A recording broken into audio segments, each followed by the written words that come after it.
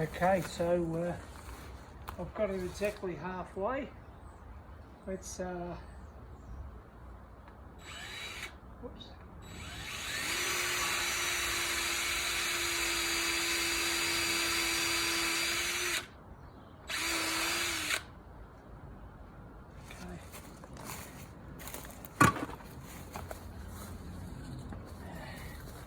I'm putting these 75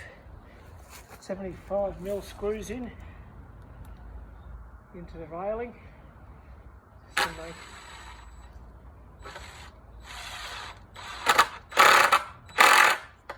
make sure it stays there.